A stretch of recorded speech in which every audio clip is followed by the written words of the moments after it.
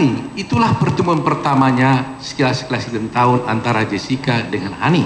Ya. Sedangkan dengan Mirna itu adalah pertemuan yang kedua karena mereka sudah pernah berpelukan erat-erat sebelumnya. Ya, lalu apa hubungannya? Apakah saudara tahu fakta itu? Artinya kalau baru ketemu kan berarti urut erat, ini sudah biasa ya tentu cipika-cipika aja. Apakah saudara tahu fakta itu? Artinya kan gitu. Kalau saya tiap hari ketemu dengan staf saya, masa saya peluk-peluk erat-erat gitu? Ya. Tentu kalau baru pertama kali bertemu, tentu kan wah kan begitu. Bukan begitu. Jadi gimana? Di dalam buku ini, ya. Nah ini, political term. Ini ada dalam contoh-contoh para politisi. Ya, bukan basa-basi aja tuh, peluk-peluk tuh. Ya kan? Tapi saya beberapa contoh di Indonesia saja. Ada orang meluk begitu, lalu tepuk-tepuk begini. Jangan dikira tepuk-tepuk itu artinya senang. Tepuk-tepuk itu jangan lama-lama peluknya. Betul begitu. Oke, tanya lagi.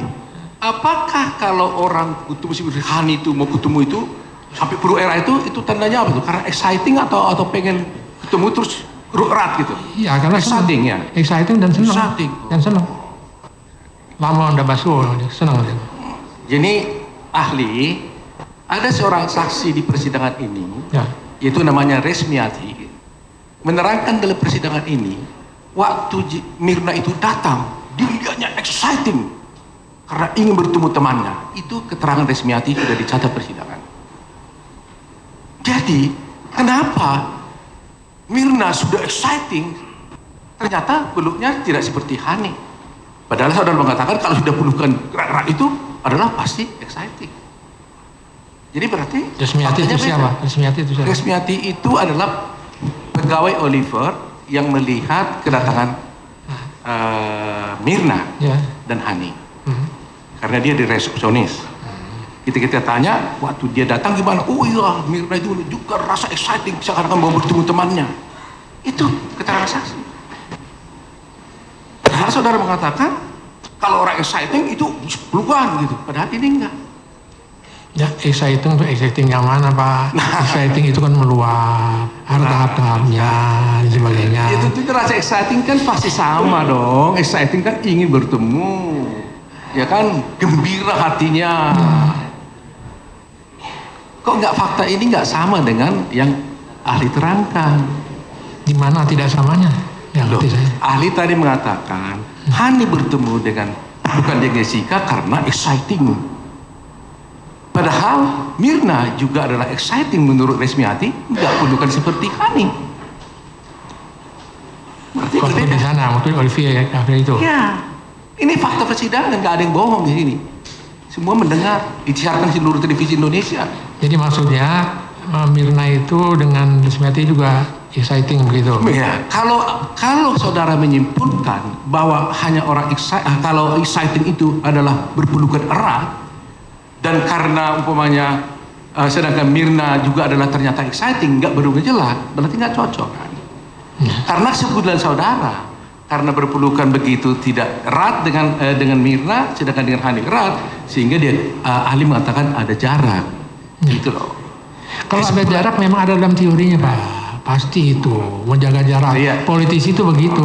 Enggak, maksud saya, Gus, bisa saja teori begitu, tapi prakteknya ini kan sudah jelas. Kita buktikan dalam persidangan ternyata tidak sama teori yang Anda bangun. Ya. Begini Pak, komunikasi antar budaya. Ya, komunikasi antar budaya itu saya yang berikan kuliah itu terbagi komunikasi antar budaya yang khusus verbal, yang non verbal.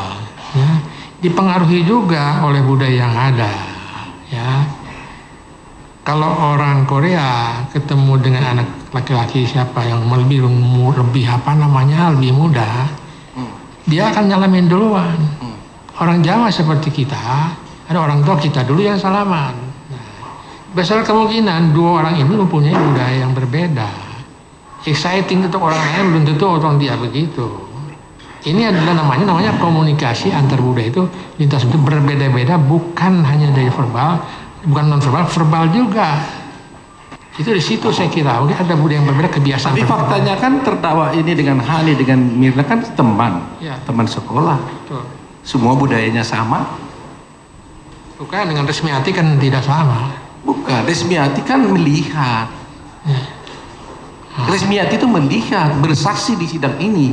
Kita tanya, apa yang saudara lihat dengan Mirna? Oh, dia begitu exciting, datang ingin bertemu dengan temannya di sini. Termasuk Hani. Jadi Mirna itu exciting dengan Jessica untuk bertemu. Keberatan majelis. Itu kata saksi. Itu keterangan saksi. itu sesuai dengan gambarnya enggak? Bukan, saksi menerangkan dan presiden boleh dibuka. Berkali-kali saya tanya, apa itu saya tanya exciting itu apa? Ya senang. Begitu lagi. Artinya ahli aja, menurut pendapat ahli melihat gambar itu seperti apa, ya kan? Ya betul. Ya. Jadi ada perbedaan antara pelukan dengan Jessica dengan Mirna dan Jessica dengan Hani. Artinya ahli mengatakan bahwa ketika Jessica berpelukan dengan Hani berbeda dengan ketika Jessica berpelukan dengan Mirna, begitu kan? Itu yang saya maksud. Iya. Ya. Dengan Mirna kok lebih renggang begitu maksudnya? Iya. Karena Mirna nggak suka sama Jessica. Ya, itulah pendapat. Jadi artinya yang ingin saya gambarkan itu fakta yang saudara gambarkan, kemudian Anda mengambil kesimpulan gara-gara pelukan yang berbeda itu, saudara menyimpulkan bahwa sebenarnya hubungan Jessica dengan Mirna ada jarak, kan begitu. Itu yang saya komentari.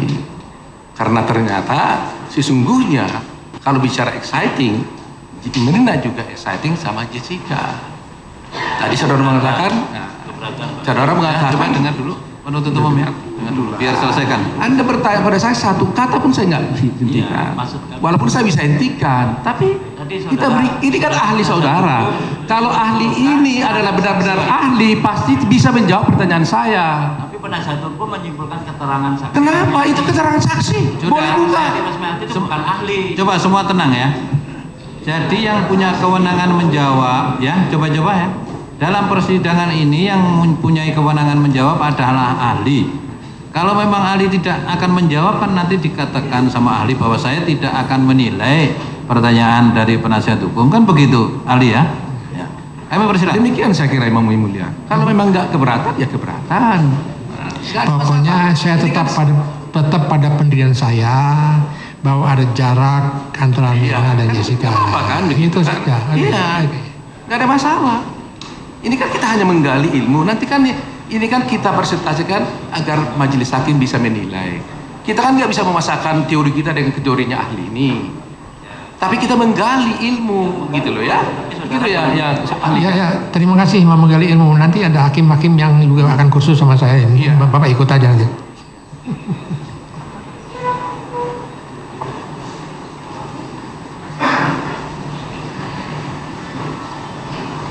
Baik. Saya tanyakan lagi. Tadi saudara menyimpulkan bahwa Jessica ini pendendam. Saya salah atau tidak? Betul ya? Ada keterangan daripada Natalia, ahli psikiatri ya? Psikiatri kalau salah, dari RCM di persidangan ini. Dia mengatakan bahwa dia sudah memeriksa Jessica ini 6 hari dengan menggunakan 2 alat-alat teknologi modern, dan dia menyatakan bahwa setelah memeriksa Jessica ternyata dia tidak pernah ada sakit hati, artinya dendam dengan Mirna. Dia tidak pernah hubungannya dengan Mirna baik-baik saja dan tidak ada dendam seperti itu. Nah, lantas dalam bagaimana saudara bisa menyimpulkan bahwa sekonyong-sekonyong seakan-akan Jessica ini pendendam? Apa alat ukur ahli untuk mengatakan itu?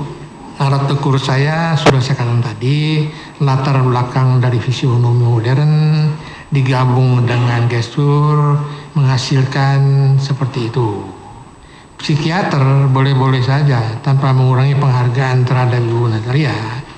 Dia tidak mengerti fisionomi, dia tidak mengerti gestur, dan dia pun mengharapkan pada saya, katanya tolong Prof. Roni lengkapi, saya punya itu. Ya pesan pada saya begitu. Dia tidak menguasai, tidak semua orang. Saya memang belajar psikiatri, tapi tidak semuanya saya mengerti. Sekalipun kriminolog itu dijuluki King without country, raja tanpa negara, tahu semuanya, tapi tidak mungkin tahu semuanya. Begitu. Baik.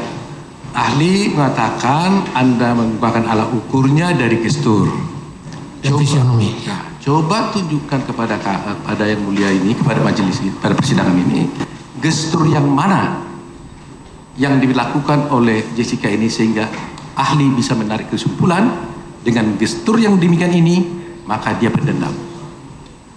Kan sudah saya lihat, bukan hanya gestur, fisionomi. Ya, tadi kan Anda bilang gestur. Kita jangan dulu ke situ, gestur dulu. Ya. Kita bicara gestur dulu. Gestur yang mana yang diperagakan oleh ahli ini, oleh terdakwa ini, sehingga ahli bisa menyimpulkan, oh, gestur yang begini ini adalah pendendam. Coba peragakan. Tidak identik begitu.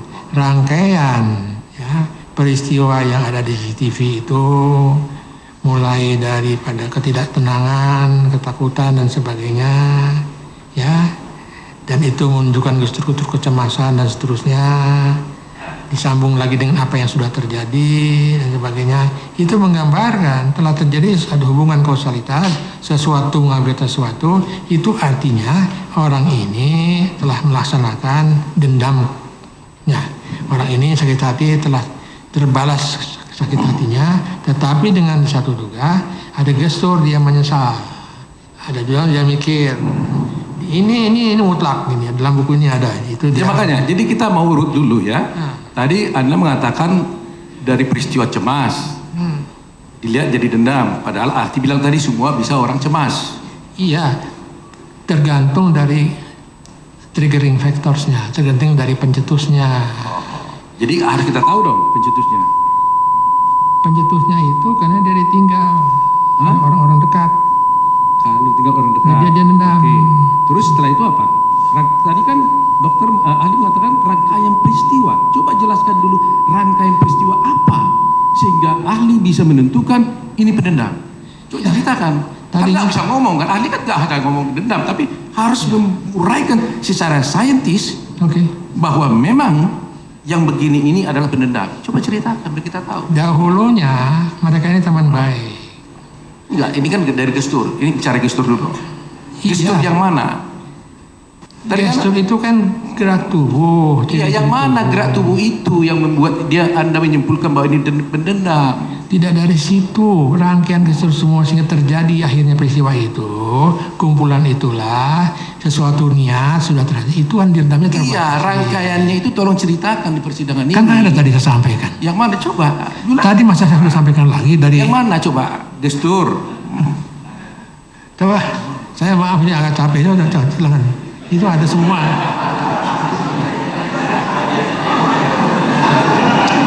Gambarkan lagi gestur-gesturnya selama ini. Gestur-gesturnya.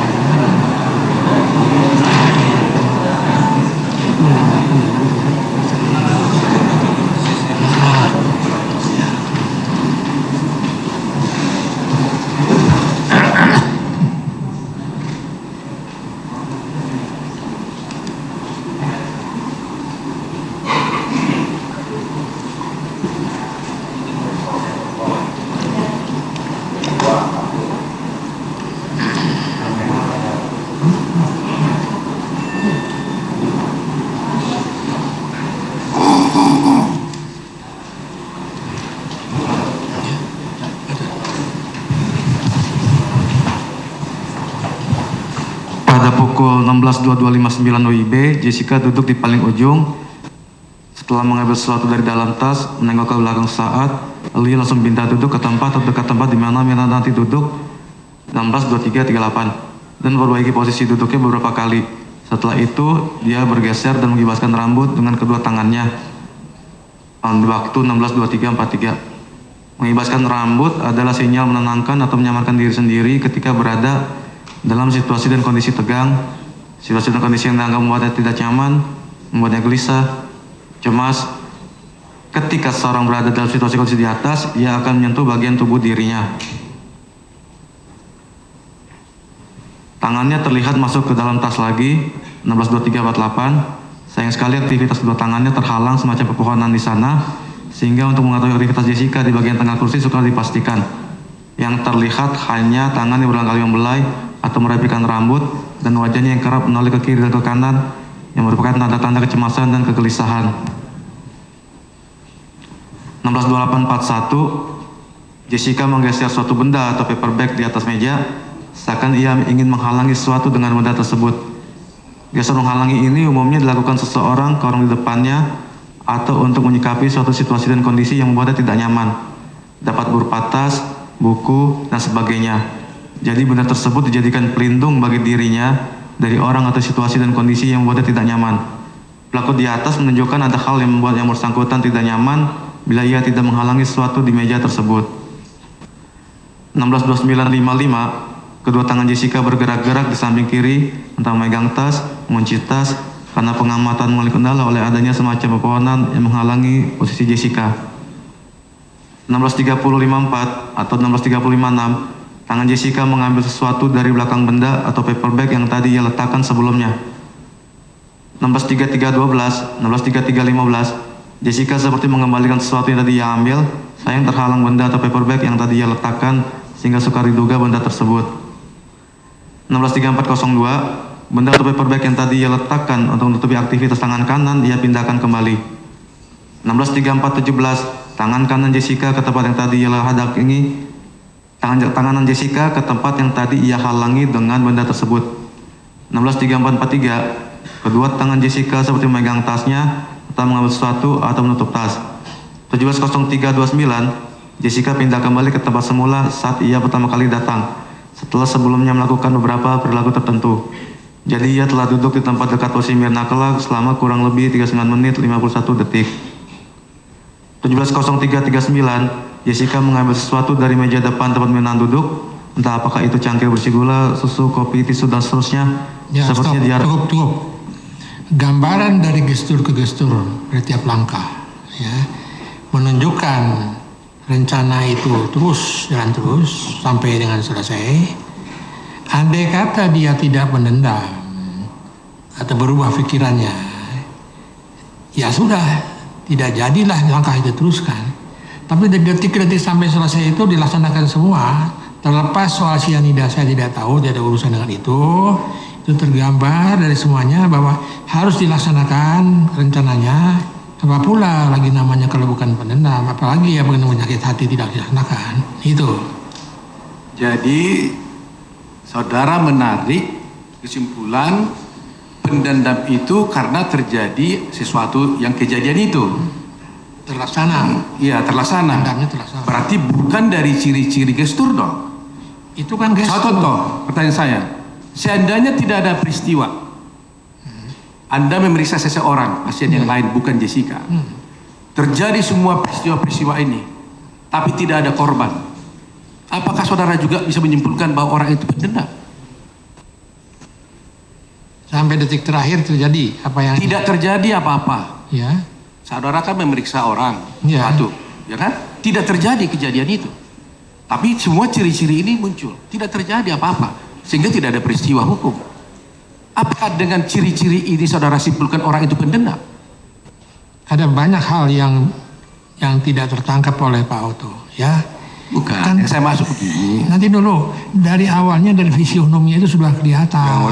Yang mulia, keberatan yang mulia, karena ini sudah melebar berandai-andai lagi ini. Jadi sudah, tolong biar ahli yang jawab, ya.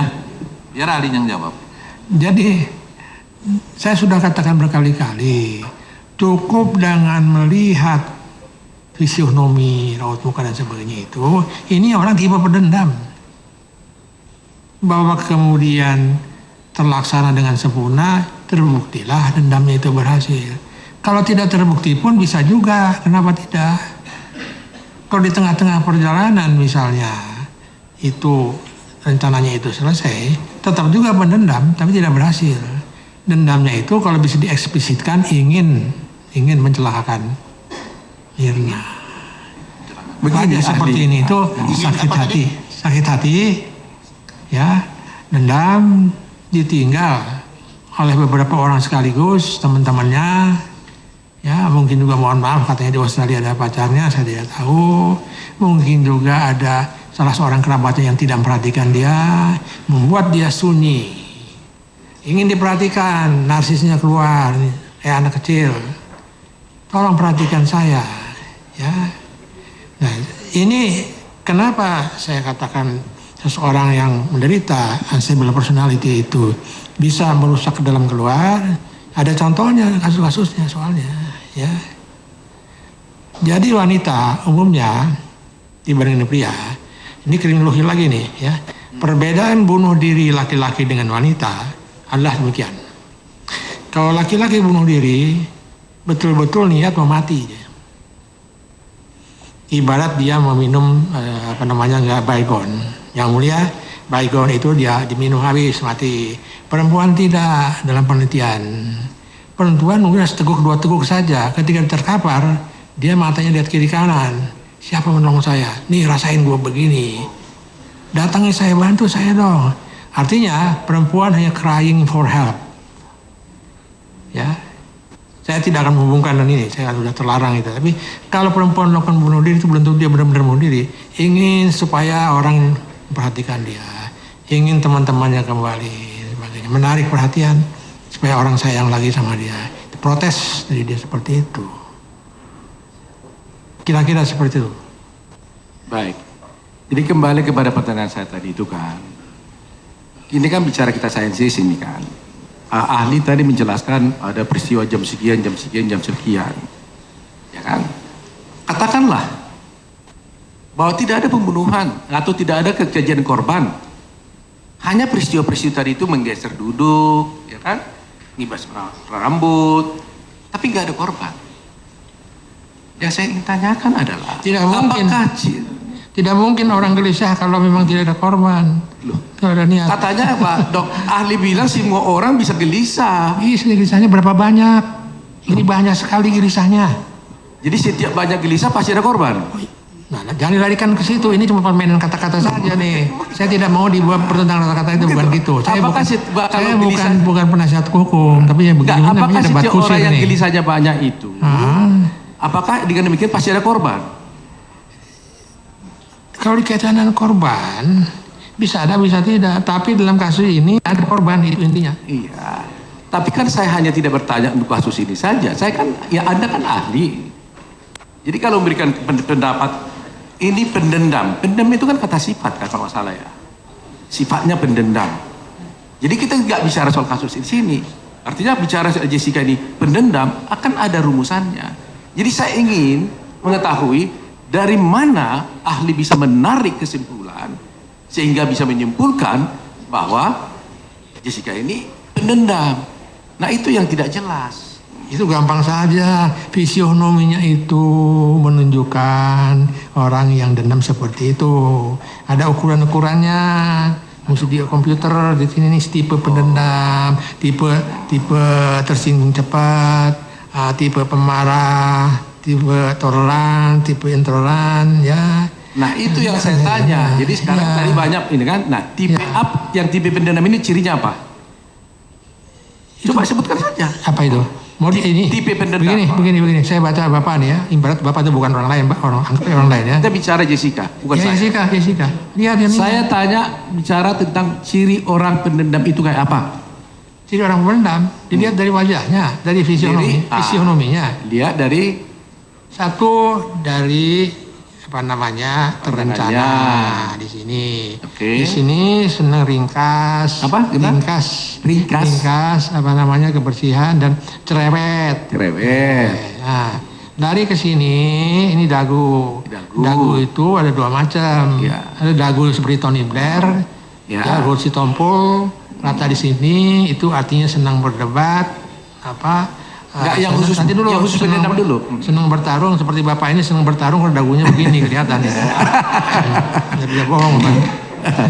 Nah, gabungan dari semua itu menunjukkan orang ini punya bakat pendendam.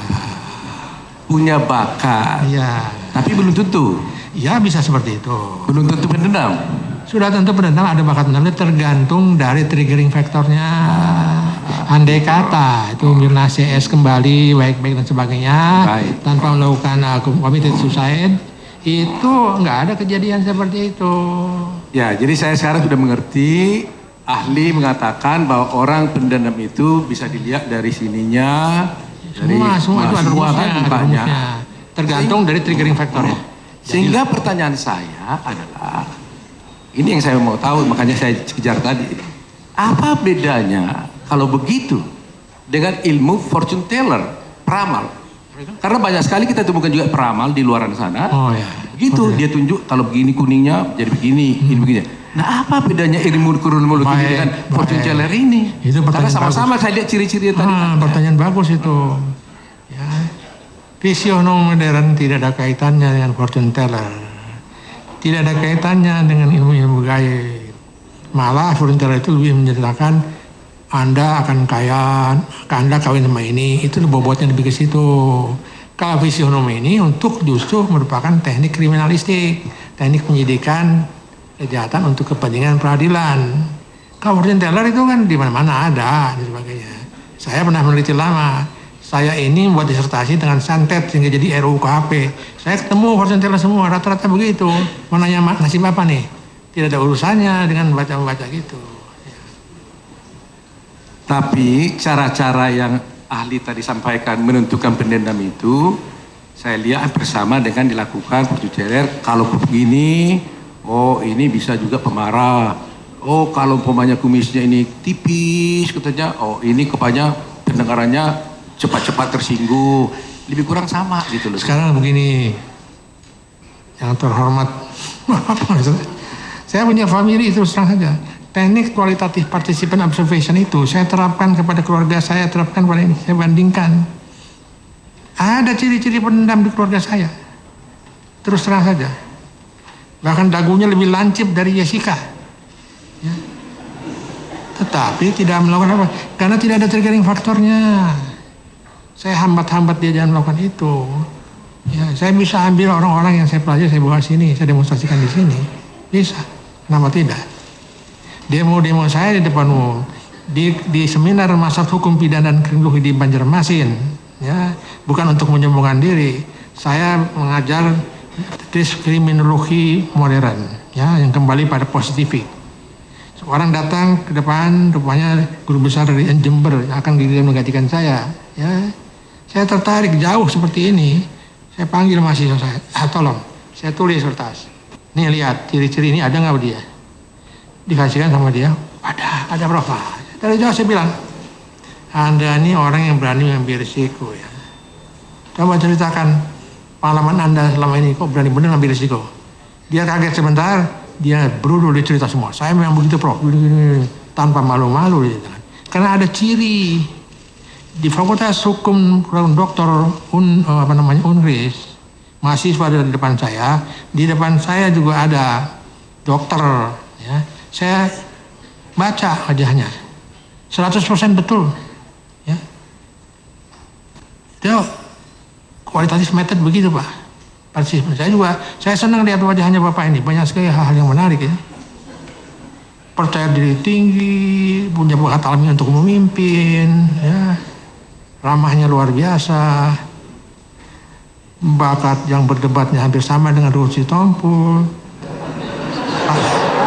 Ini sama juga dengan Tony Blair, Menteri Luar Negeri ini. Baik, kita lanjutkan ya. Tadi ahli sudah menjelaskan pada kita ciri-ciri tadi itu. Ini pendendam, ini dan sebagainya. Sehingga saya ingin bertanya, apakah semua orang yang memiliki ciri-ciri seperti yang ahli katakan tadi itu, sehingga ahli simpulkan pendendam, itu pasti melakukan kejahatan? Tentu tidak. Tentu tidak.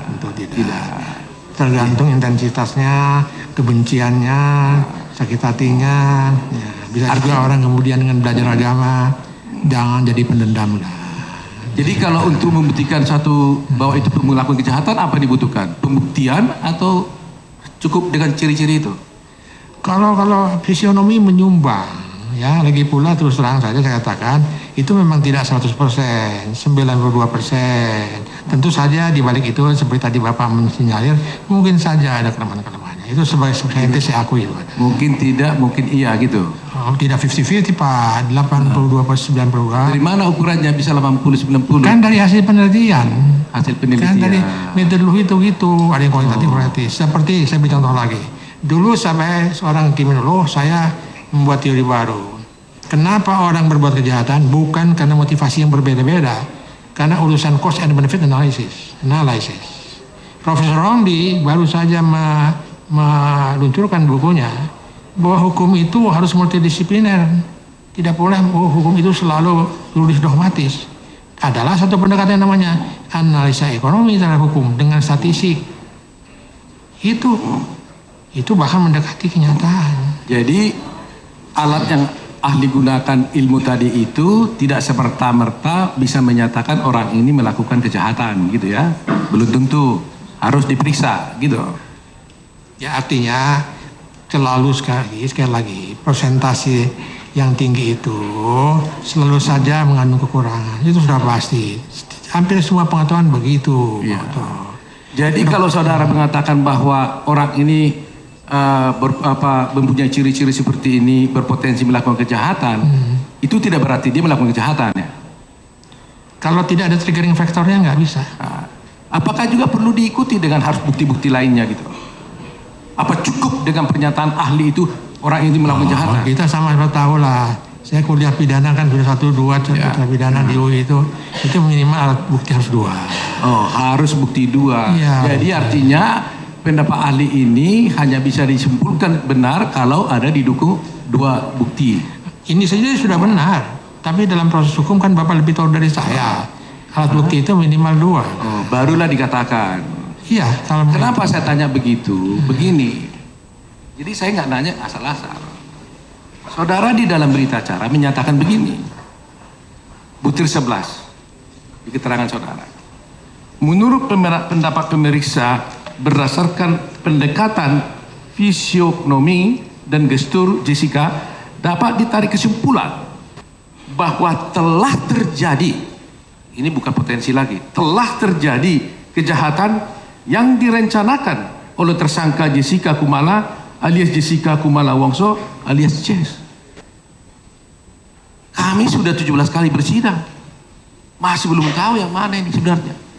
Tapi Anda dengan satu kata bisa menyatakan telah terjadi kejahatan.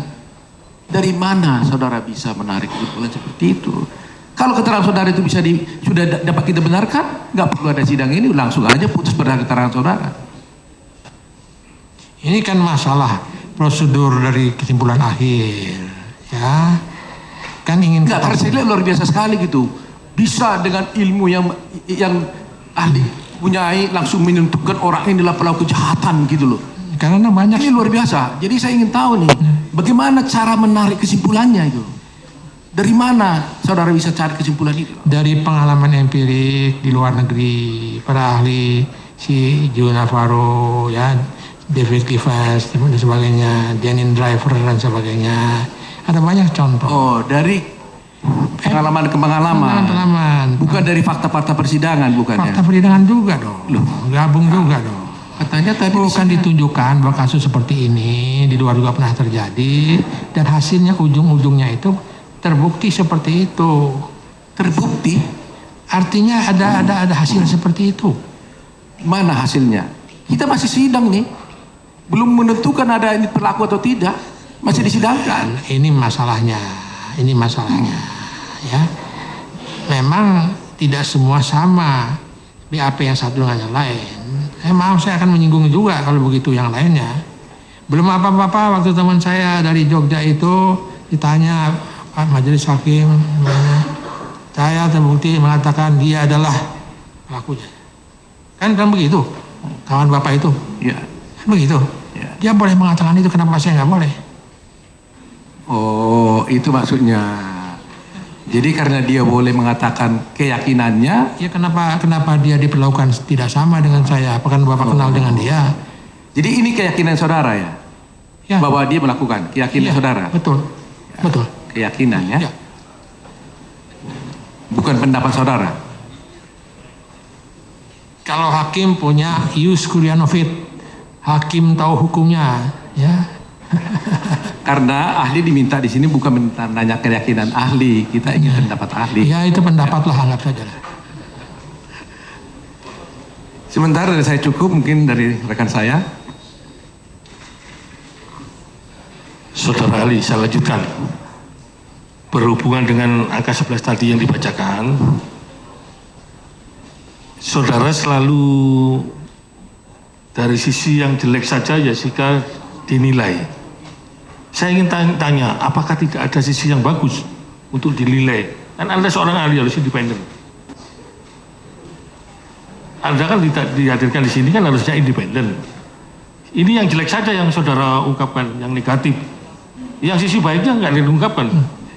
Buat apa saya mengungkapkan sisi baik dia? Tentu saja dia punya sisi baik. Menguntungkan dia. Dalam kronologis ini semuanya. Sisi-sisi dikatakan Bapak jelek itu. Selalu itu mendukung. Yang negatif saja yang diungkap. Ya saya buat apa? Yang bagus-bagus. Memangnya saya harus mengagumi dia begitu? Bukan begitu. Itu yang kejadian-kejadian yang begitu. Yang gestur dinilai, dendam dinilai. Gak ada yang baik. Dalam Jessica, ya saja dipolis saja, selesai. Ya gestur itu, ya. Memang seperti itu. Ada macam-macam gerakan gembira. Saudara tidak melihat langsung, mendengar dan mengalami pun bisa menyimpulkan angka 11. Iya, itu gabungan dari Anda bukan saksi fakta, Anda itu menilai berkas yang sudah basi. Testimonium do auditu.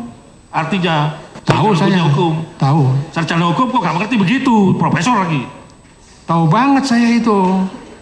Beratan yang mulai ini penasihat hukum sudah emosi ini. Ah ini nggak benar ini. Coba emosi. Coba dong, tenang.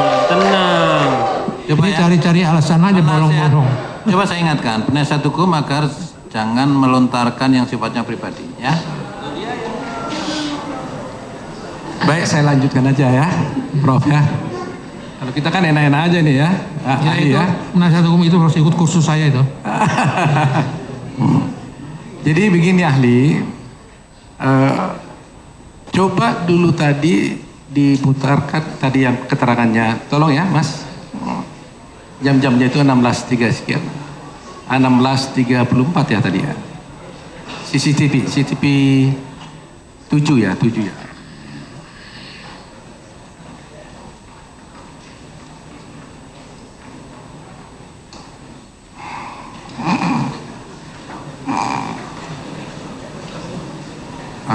Ya ini betul. Begini ya, tadi JPU bertanya kepada ahli mengenai paper bag. Ahli mengatakan nggak mau jawab itu karena nggak lihat. Begitu ya? Begitu ahli? Benar? Tidak tahu persis. Tidak persis. Apakah benar lain? Ya, karena nggak kelihatan gitu ya. Nah sekarang Anda tidak tahu soal paper bag, tetapi Anda memberikan keterangan di sini 163402 benda paper bag yang tadi ia letakkan untuk menutupi aktivitas tangan kanan, ia pindahkan kembali. Bagaimana saudara tidak tahu, tidak pernah lihat paper bag katanya, kok bisa kasih keterangan seperti ini? Barusan Anda bilang tidak pernah tak melihat paper bag, tapi Anda bilang begini. Itu benda itu bisa apa saja. Itu ditulis di paper bag tuh, ditulis lihat ya. Paper bag. Ya itu tafsiran saya mungkin paper bag. Tafsir. Jadi data saudara ini berdasarkan tafsiran semua.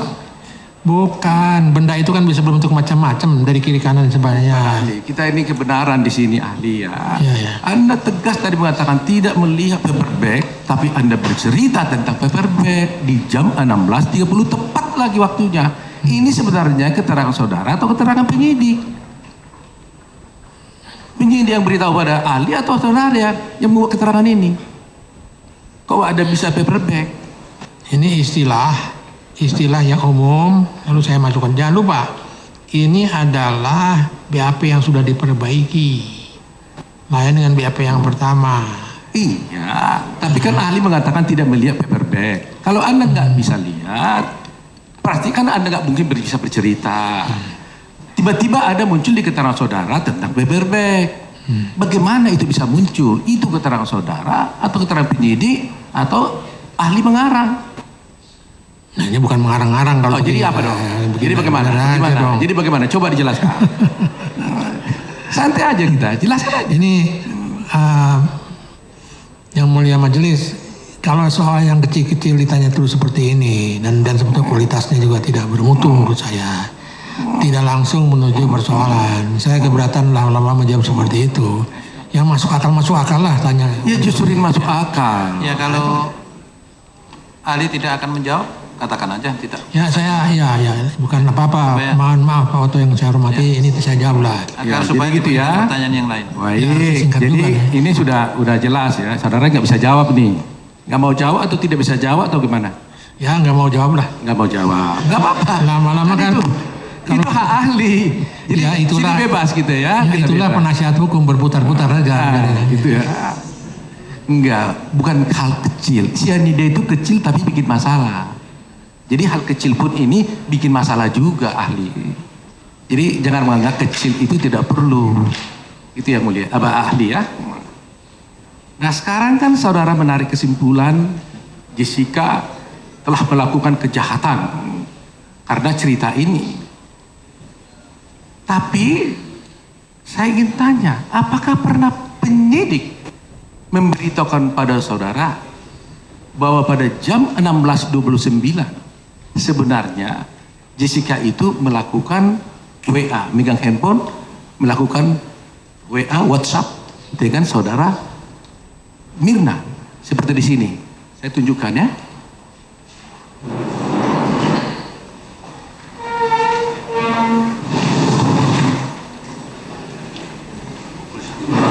Silakan, penuntut umum.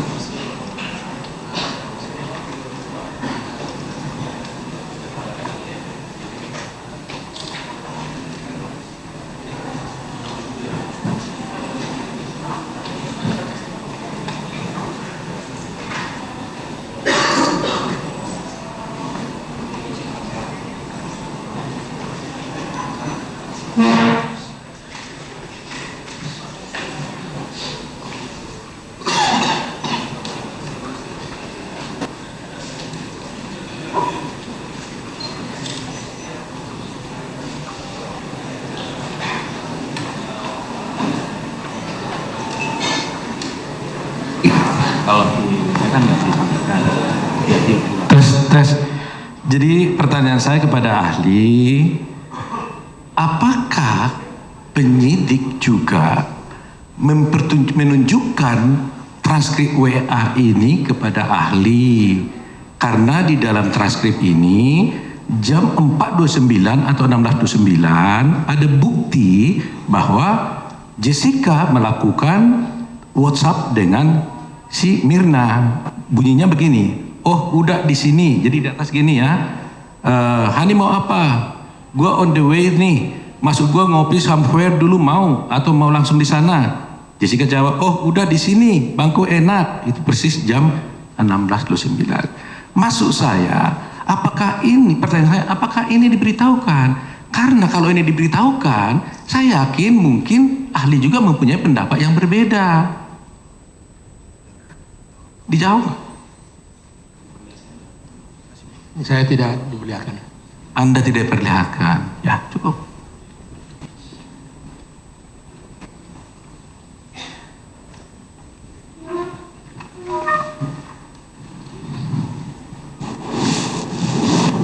Jadi ahli sudah tahu faktanya. Pada jam-jam yang dituduhkan itu ahli, Jessica itu main WhatsApp.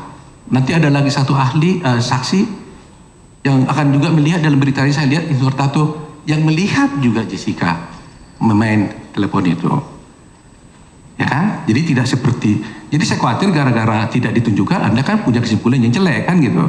Nah sekarang dengan ada fakta ini bahwa nyatanya Jessica melakukan WhatsApp pada jam itu, apakah keterangan saudara masih sama?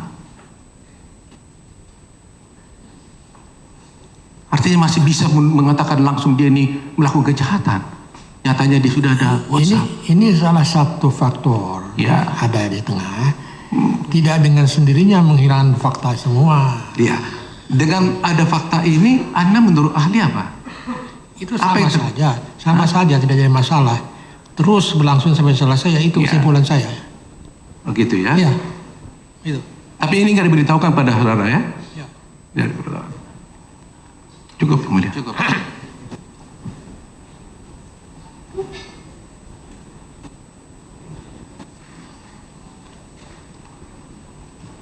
Ahli, saya mengajukan beberapa pertanyaan yang berkaitan dengan keterangan saudara tadi. Dimana kalau mendengar penjelasan saudara, ternyata ilmu kriminologi ini hampir Luas. pastikan harus mengetahui disiplin ilmu Memang lain, begitu, memang. seluruhnya. Ya, Jadi cukup luas ya. Ini berkaitan dengan di sini saya catat tadi teknik penyidikan, ya, investasi emosional, perilaku dasar, ada 5 ini. betul. Untuk teknik-teknik penyidikan seperti ini, Ya. apakah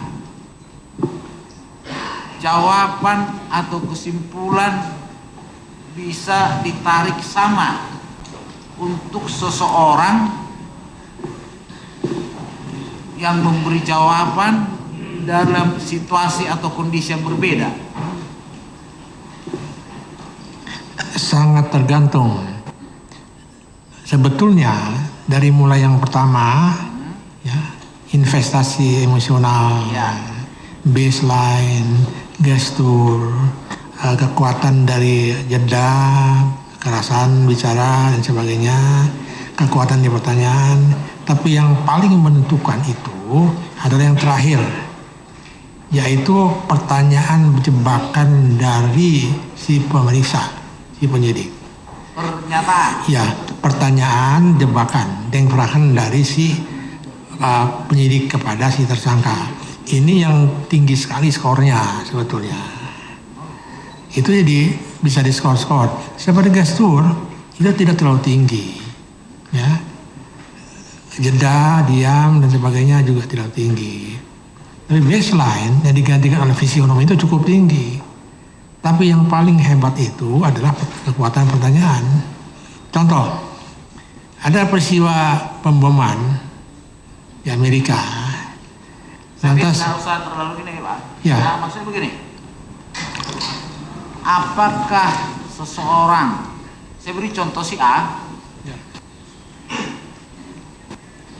dituduh memecahkan TV yang depan kita ini. Kalau si A yang melakukan, itu satu sisi. Atau bukan si A yang melakukan, tetapi orang lain, tetapi si A sendiri takut bahwa dia akan dituduh melakukan. Dengan kondisi dua kondisi yang berbeda ini, apakah akan memberikan sinyal-sinyal yang sama apabila saudara melakukan kelima teknik penyidikan ini? Ya. Seperti saya katakan tadi, tahap pertama kita melakukan investasi emosional. Dalam keadaan tenang, bagaimana dia sikap-sikap usia-usia. Baru memasuki apa yang disebut dengan baseline-nya. Baseline-nya itu kita pakai dengan menggunakan fisionomi, ya. Tentu berbeda antara dua orang yang